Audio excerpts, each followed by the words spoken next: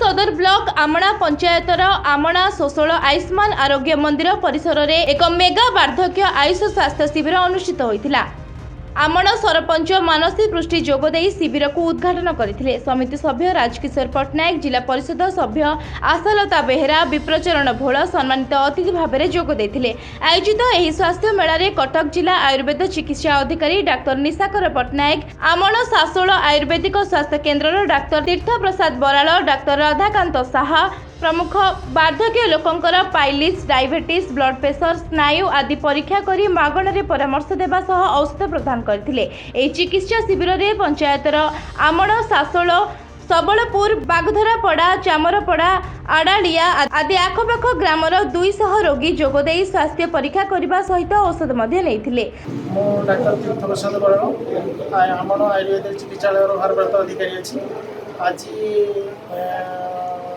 भारत सरकार तरफ वार्धक्य जनित आयुष स्वास्थ्य शिविर एठारे अनुष्ठित कर समस्त वार्धक्य जनित रोग यथा अस्थिगत रोग, डायबिटिक एवं मस्तिष्क जनित रोग तार समस्त चिकित्सा सहित अलग समस्त भी चिकित्सा वार्धक्य को छाड़ी अलग मानने गोटे मेगा हेल्थ कैंप टाइप रही। आम डीएमओ सार अच्छा 4 जन स्वास्थ्य अधिकारी आसछन्ति जो चिकित्सा करने प्राय 200 रु अधिक रोगी एठारे चिकित्सित होती।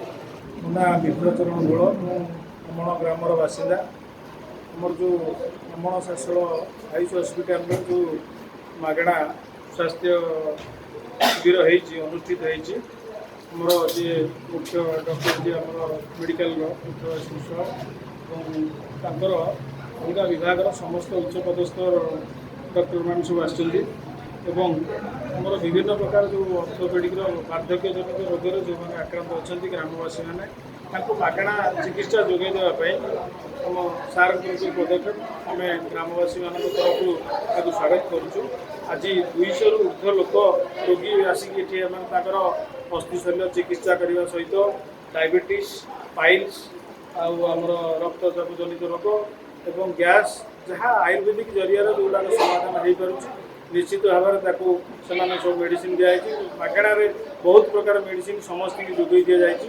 आज जो अनुष्ठित है विभिन्न कंपानी आयुर्वेदिक मेडिसिन विभिन्न कंपानी जो सब मेडिसिन गुड़िक मागणार समस्त संपूर्ण मागणा भाव जोगई दिगला।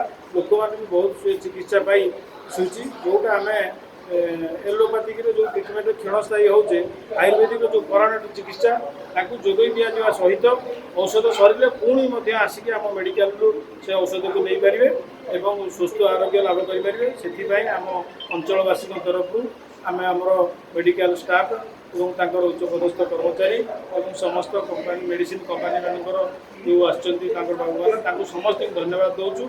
आगामी दिन में पुणी ए पदक्षेप जारी रखापी मेडिकल कर्तृपक्ष को निवेदन कर।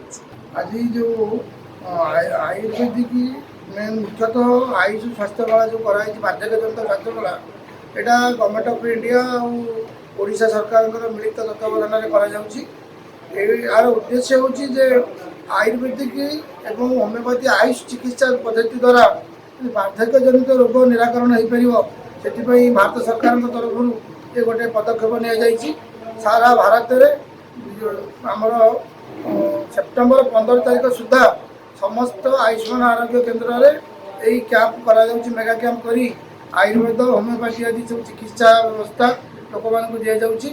याद्वारा वार्धक्य जनित जितक रोग अच्छी तथा डायबिटीज, ब्लड प्रेशर, किसी अस्थिगत रोग, संधिगत रोग ये सब रोग केमती आयुर्वेदिक होमियोपैथी चिकित्सा द्वारा निराकरण हो पार और जोग द्वारा टोटाली आयुष चिकित्सा द्वारा केमती निराकरण से पदक्षेप government of India Ayush Odisha सरकार तेणु आम ये आज मेगा कैंप कर आज अमन सासोल आयुष्मान आरोग्य केन्द्र में ये बहुत प्राय 200 उपर लोक चिकित्सा होती। आशा करूँ सफल होती आशा करूँ। आमणरू स्मृति रेखा रिपोर्ट लिब्लाई पड़िया।